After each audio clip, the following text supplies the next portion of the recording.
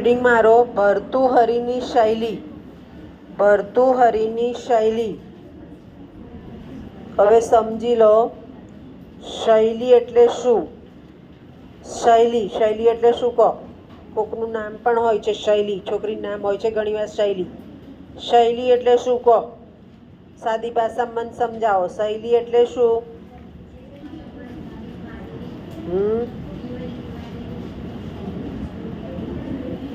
ના, જીવન જીવવાની રીત તો ખરી, પણ જીવન જીવવાની રીત કેવી રીતે ખબર પડે આપણને?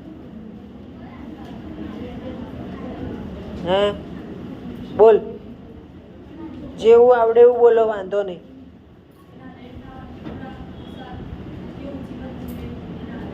Right right. એટલે તમે જાઓ છો બરાબર, પણ શૈલી એટલે ધારો કે તમે હું એમ કહું કે તમે બનાસકાંઠાના બરાબર, એટલે એની અંદર આવી ગયું કે તમારી જીવન જીવવાની પદ્ધતિ અને તમારો પહેરવેશ બરાબર. પણ હું બોલી બનાસકાંઠાના તો ભાષા. ભાષા શૈલી એટલે ભાષા, સ્ટાઇલ, રીતિ, હને કથન, ઉક્તિ, કહેવું, આ બધું શૈલીમાં આવે. હવે શૈલી તો કોઈ પણ જ્યારે વસ્તુ રજૂ થાય છે ત્યારે ભાષાના માધ્યમથી થાય છે. અને સંસ્કૃતમાં તો એક વાક્ય પણ છે, વાક્યમ રસાત્મકમ કાવ્ય. તમે રસવાળું ના બોલો તો કોઈ ગમે જ નહીં. કાવ્ય ત્યારે જ બને રસવાળું હોય. હવે સંસ્કૃત સાહિત્યમાં 3 પ્રકારની શૈલી છે. આ જનરલ નોલેજનો સવાલ આવ્યો. વૈદર્ભી, ગૌડી, પાંચાલી.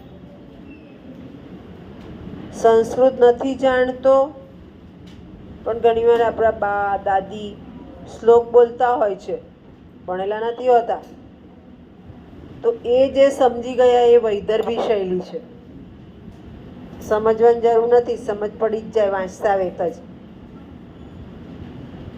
ત્યાર પછી આવે ગૌડી, અલ્પ સમાસ હોય, થોડું થોડું સમજ પડે, કોઈ થોડું થોડું કોઈ સમજાવનાર જોઈએ. અને પાંચાલી એ પ્રચુર સમાસ હોય. પાંચાલીમાં પ્રચુર સમાસ હોય, મોટે ભાગે ગદ્યમાં વપરાય. આ 3 પ્રકારની શૈલીમાંથી સરળમાં સરળ વૈદર્ભી શૈલી. એમ કહેવાય છે વૈદર્ભી શૈલીએ જાતે જ કાલિદાસને પસંદ કર્યા હતા. એટલે કાલિદાસનું એટલી હથોટી હતી એના ઉપર. નીતિ શતકમાં પણ ભર્તુહરિએ વૈદર્ભી શૈલીનો પ્રયોગ કર્યો છે. આપણે જોઈએ છે ભાષાંતર તો રાજાની વાત કરી તો એક જ લીટી પરથી ખબર પડી જાય કે રાજાની લાક્ષણિકતા બતાવી. અને આ વૈદર્ભી શૈલી, દરેક શૈલીના કેટલાક ગુણ હોય. વૈદર્ભી શૈલીનો ગુણ છે પ્રાસાદિકતા અને માધુર્ય. માધુર્ય એટલે મનને પસંદ પડે એવું, ગમે એવું. અને પ્રાસાદિકતા એટલે મન પ્રસન્ન થાય. કોઈ કાવ્ય વાંચીએ છીએ, કોઈ વસ્તુ વાંચીએ છીએ ને આપણે આહ્લાદકતા અનુભવીએ તો એ માધુર્યતા અને પ્રાસાદિકતા કહેવાય. કોઈ કોમેડી જોતા એને હસવા માંડીએ છે ને, એ પ્રાસાદિકતા અને માધુર્ય.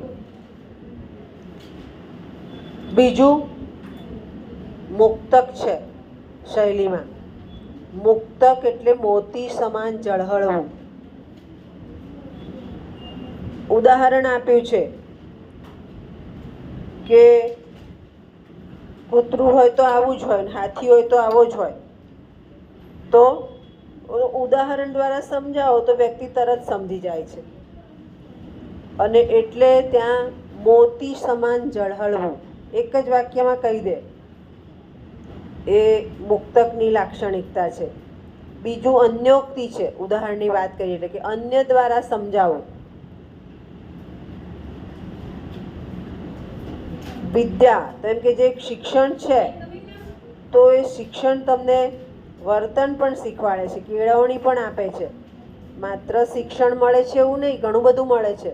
તો અન્યોક્તિ દ્વારા સમજાવે છે, એટલે અન્યોક્તિની શૈલી પણ છે. હવે આપણને આ શૈલી ગમે ક્યારે? તો આપણે ભાષાંતરમાં નોંધીએ છીએ કે આ છંદ છે, આ અલંકાર છે. ઘણા ગાતા હોય તો ગાઈ શકાય એવું પણ છે. અને બીજું લોકપ્રિય, સર્વે ગુણા કાંચનમ આશ્રયંતે. ન જાણતું હોય સંસ્કૃત એ પણ કે હા ભાઈ, જેની પાસે પૈસો છે એને આપણે કહેવું પૂછવું પડશે.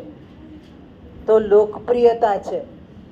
બીજું ઉદ્દેશ, જે કહી દીધું છે એ ક્યાંક ને ક્યાંક સમાજમાં જરૂરી છે, સમાજને કંઈક ઉદ્દેશ આપે છે, એવી શૈલી પણ અહીંયા રજૂ થયેલી છે. એટલે આટલા બધા પાસા નીતિશતકની શૈલીમાં જોતા નીતિશતક મુક્તક કાવ્ય તરીકે લોકપ્રિય પણ બન્યું છે. ખ્યાલ આવી ગયો? સમજ પડી ગઈ? ટૂંક નોંધ તરીકે પણ પૂછાય, જનરલ ક્વેશ્ચન તરીકે પણ પૂછાય.